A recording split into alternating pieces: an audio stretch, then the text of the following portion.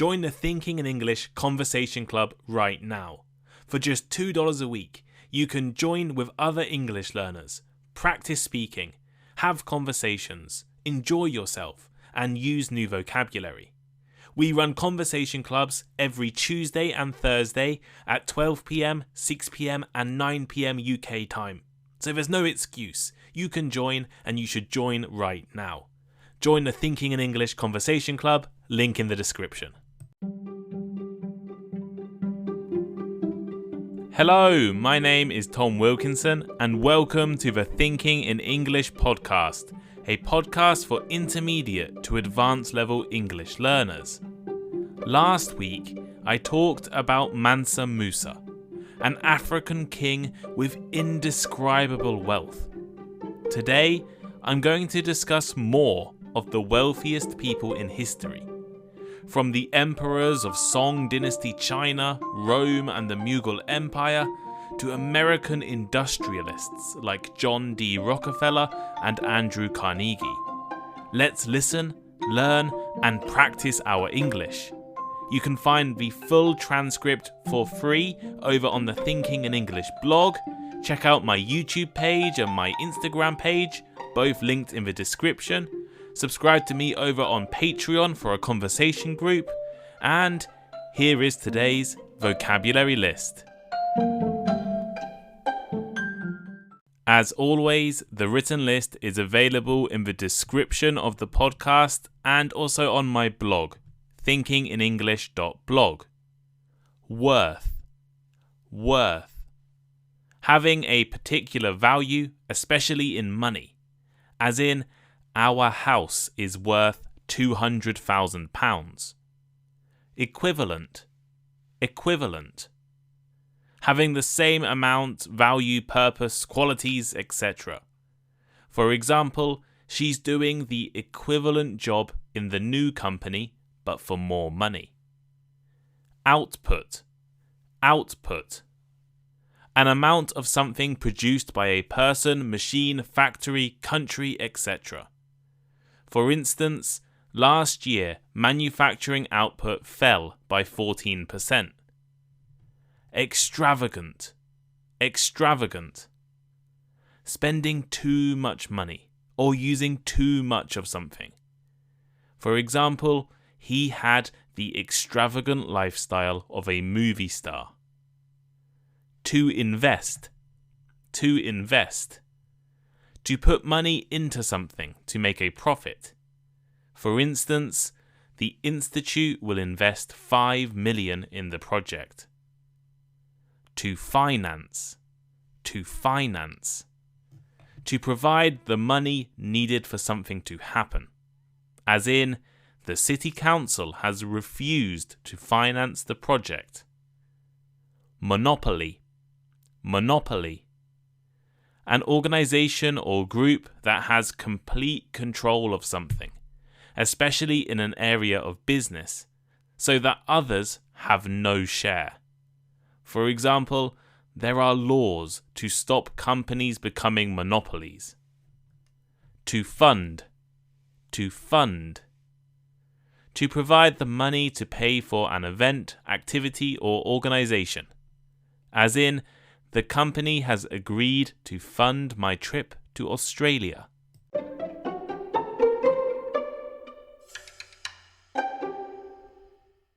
Last week, I released an episode on Mansa Musa, Sultan of the Mughal Empire. He is considered to be the richest person in history by many historians. Although it is incredibly difficult to make an accurate estimate of his wealth, Musa was incomprehensibly and indescribably wealthy. But was he the richest? I mentioned this in the episode last week, but I want to emphasize it now. Musa was incredibly wealthy, but we don't actually know how wealthy he was. The numbers I suggested of around $500 billion in net worth are a complete guess by historians.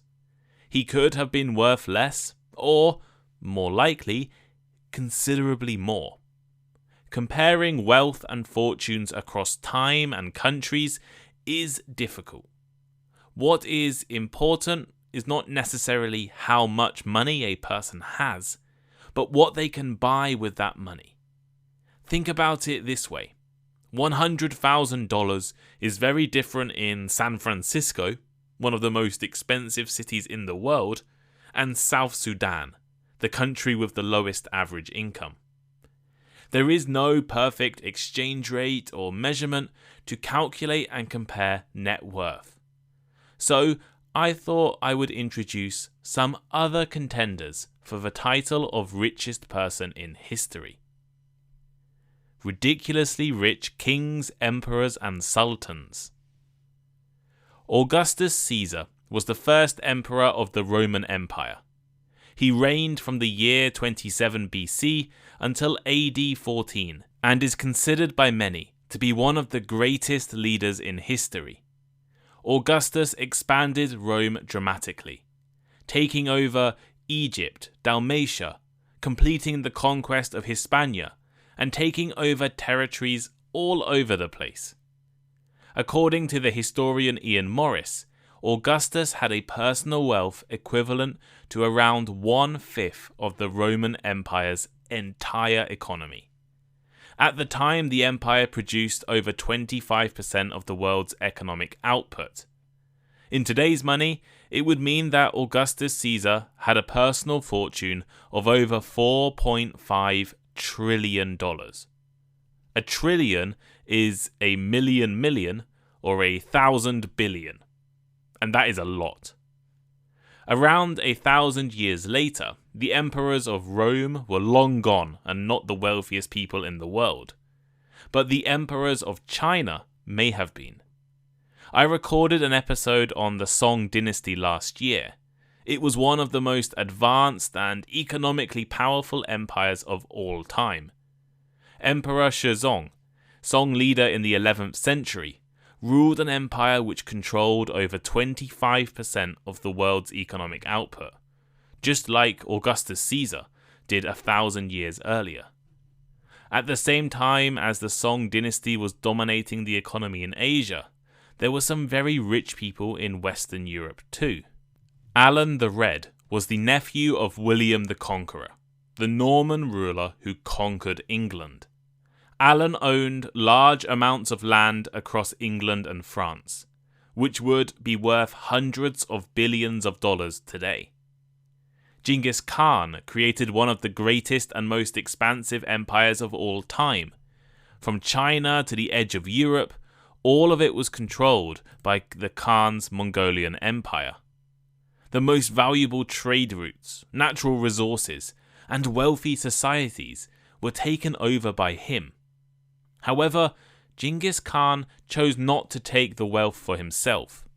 He had no house, no palaces, no temple, and no tomb after he died. He shared his wealth with his soldiers, and the Mongolian army was banned from taking personal loot. Genghis could have been the richest person in history, but he wasn't interested in money. He was interested in power and influence. And in the 16th century, the Mughal Empire in North India became the world's largest economy. Akbar I, like Augustus Caesar and Emperor Shizong, controlled a quarter of the world's economic output. The Mughal society was supposedly one of the wealthiest and extravagant societies in the world. You may have noticed something about the people I've mentioned so far. Mansa Musa, Genghis Khan, Alan the Red, Akbar I, Augustus Caesar, and the Emperor Shizong were all monarchs, or the family of monarchs. They were royals, emperors, and national leaders. Their personal wealth is connected to their empire and country. But how about the richest business people in history? The richest people who were not royals or leaders. People who made their money in industry or trade. Jakob Fugger. Jakob Fugger was born in 1459 in the city of Augsburg in the Holy Roman Empire, modern-day Germany.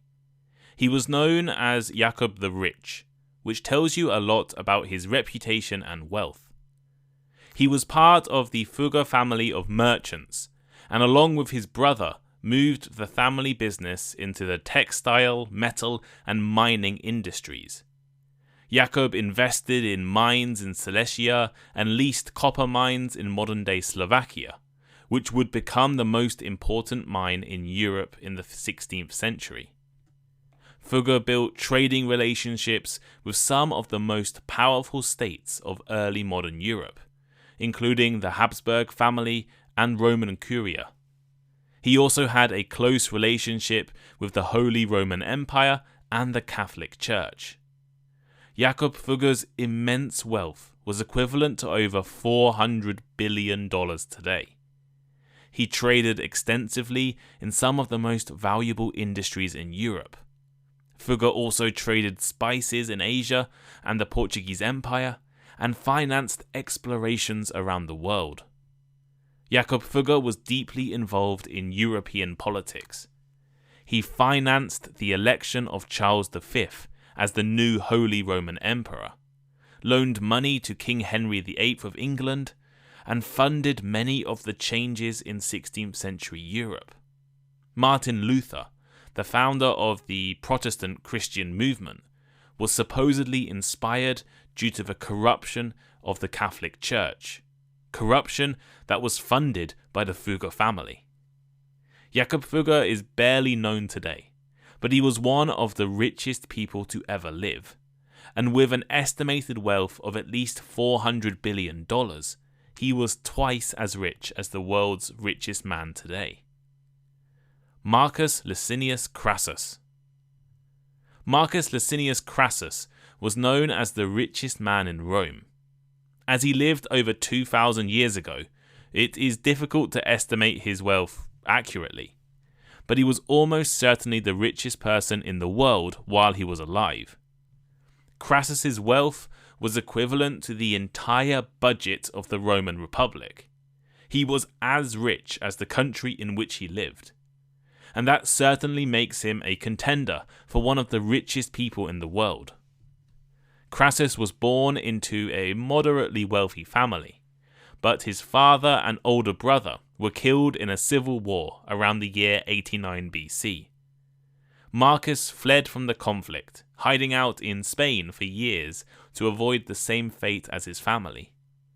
Eventually, an army was assembled to retake Rome, and Crassus joined the effort with his own troops from Spain. How did a Roman general become one of the richest people in history?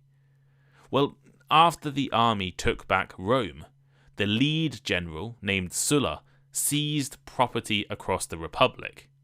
The idea was to confiscate the property from enemies of Sulla and Rome and sell it to raise funds. Crassus took charge of this process, and he sold most of the property to himself. He became the richest man in Rome after taking the property for his own benefit. He also stole objects from the Temple of Jerusalem and created one of the first and most infamous fire brigades in the world. If a building was on fire in Rome, a group of slaves led by Crassus would quickly arrive. Crassus would offer to buy the building at a very cheap price. If the owner refused, they would let the building burn down. If the owner agreed, the slaves would save the building from the fire. Crassus was tremendously wealthy. He was also incredibly unpopular. His wealth was largely built by stealing and tricking citizens of Rome. John D. Rockefeller. John D. Rockefeller was perhaps the richest American to ever live. He was born in New York State in 1839, and his father was a traveling salesman. The family moved to Cleveland, Ohio in 1853, where John studied briefly at school. At the age of 16, Rockefeller started working as an office clerk in a Cleveland firm that bought and sold commodities. A few years later, he established his own firm. The 1860s in the USA was the start of the North American oil industry. The first oil well was established in 1859, and early investors quickly tried to make fortunes in the industry. Rockefeller was one of the most successful. In 1863, Rockefeller invested in an oil refinery in Cleveland, and 2 years later he bought the refinery outright. In 1870, Rockefeller founded the Standard Oil Company of Ohio, which quickly gained a monopoly over the oil industry. They bought rival companies, and by 1882, the Standard Oil Trust controlled 90% of oil refineries and pipelines in the USA. The company was a true monopoly. They owned the oil producers, the pipelines, the refineries, and the companies selling oil. They even built the oil barrels and employed the scientists to test the oil. Rockefeller was the largest shareholder of one of the biggest monopolies in American history. After decades of court cases, the US Supreme Court ruled that Standard Oil was too big and breaking antitrust or anti-monopoly laws. The company was broken down into 30 smaller companies. Rockefeller, as an incredibly wealthy individual, had also been accused of corruption, bribery, and being too powerful. Rockefeller retired from the company in the 1890s and gave away most of his money to charity. He founded universities as well. For example, he funded the foundation of the University of Chicago. John D. Rockefeller passed away at the age of 97. As the largest shareholder of one of the most valuable and powerful companies in history, Rockefeller was also one of the wealthiest people in history. His income tax return in 1918 was equivalent to 2% of US economic output, which in 2014 would be around $350 billion. Andrew Carnegie. Rockefeller gave away much of his income, but he was inspired to do so by perhaps an even wealthier American, Andrew Carnegie. Andrew Carnegie was born in Dunfermline, Scotland, and moved with his family to the USA in 1848 at the age of 13. His parents had supported an unsuccessful political and religious movement in Scotland, and had to sell all their possessions to afford the trip across the Atlantic Ocean. The family settled in Pennsylvania. Andrew, a 13-year-old boy, worked all day in a cotton mill to help his family's money problems. He then went to work as a messenger and later a telegraph operator. His skills with the telegraph got him a job with the Pennsylvania Railroad, and he became superintendent at the age of 24. Although Carnegie lacked formal education, he was given the chance by a local resident to read books from a library. This was a really rare opportunity for working class boys in the USA in the 19th century.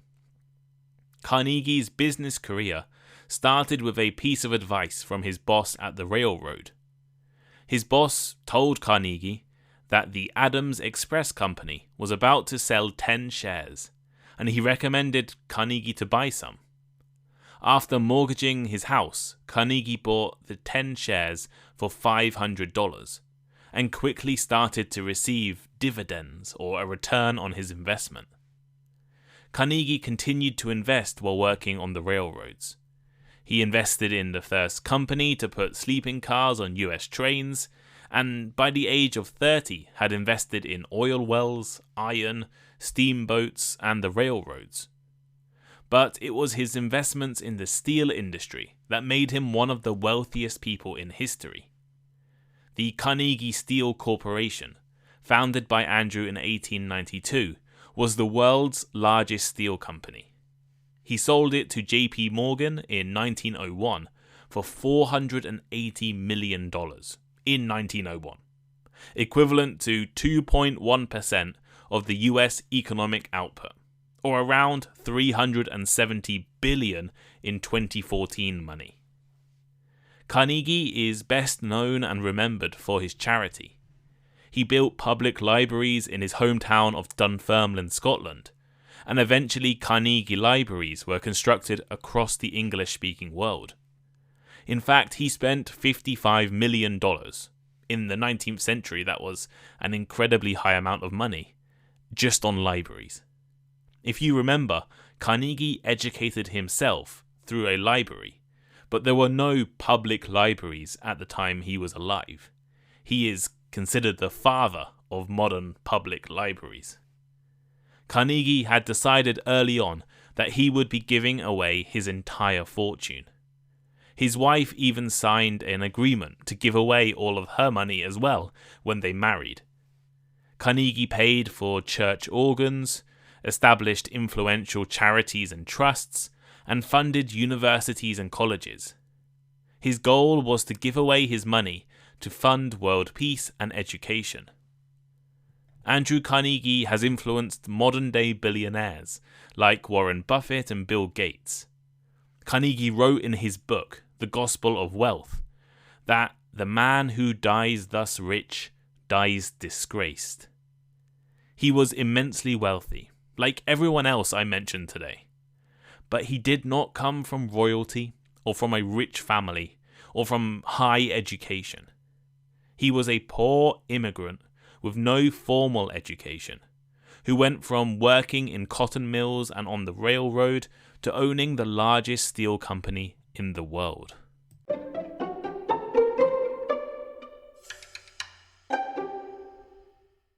So here is today's final thought. Who was the wealthiest person in history? The question is too difficult to answer. The emperors of China, Rome, India, Mongolia, and more controlled vast amounts of wealth and land. Mansa Musa, the subject of last week's episode, owned most of the world's gold. And the industrialists of Europe and America controlled oil and steel production. Comparing wealth across time is always going to be impossible. But I thought it was important to end today's episode with Andrew Carnegie, the richest man in America, who gave away his entire fortune to support education and world peace, and who came from a working-class Scottish immigrant family. But what do you think? Who was the wealthiest person in history in your mind? Is there anyone that I missed from today's episode? Let me know in the comments on the Thinking in English blog, the comments on Spotify, or send me a message on Instagram. Please follow me on Instagram as well. We're at about 11.3 thousand people over on Instagram, which is incredible. So let's see how many followers we can get in 2023. It would be awesome maybe to get to 15,000 in the next few months. That's my current goal. You can also go and leave a like or rating or review wherever you are listening right now. Apple reviews, if you're listening on Apple, are really important, so please leave me a review. And on Spotify, rate me 5 stars. Rating me 5 stars will make me be one of the most popular English podcasts out there. That was my goal last year, was to be the most popular, most highly rated English podcast on Spotify. And I think I'm quite close. So let's try and get to be the highest rated. If you love listening to Thinking in English, you can also subscribe to me over on Patreon. We have a conversation club 6 times a week, Tuesdays and Thursdays at 12 p.m, 6 p.m, and 9 p.m. UK time. And you can join as many or as little as you want. Last week we had a few people join 3 or 4 times in a week. So there's so many opportunities for you to practice speaking with other people, practice discussing topics you've probably never talked about before, and also join our community where we have chat rooms on food, IT and software development, film and TV, poetry, and more. I'm thinking of starting a politics chat room as well. So please join the Thinking in English community. The link is in the description on Spotify or on the website or in my Instagram bio. Wherever you're looking, you can join Thinking in English Patreon. And we're also doing some classes as well. It's a new trial thing we're doing, running classes on Wednesdays.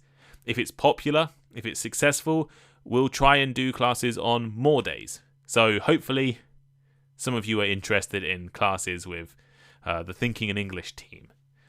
So Nathan from Nathan's Fantastic English will be doing the Wednesday classes for now. So if you're interested in a Thinking in English class with other Thinking in English listeners, there's a link in the description as well. But that's enough of me talking. Thank you all so much for listening, and I hope you enjoyed this episode. Let me know what you think if you enjoyed it, and I will see you all next time. Goodbye.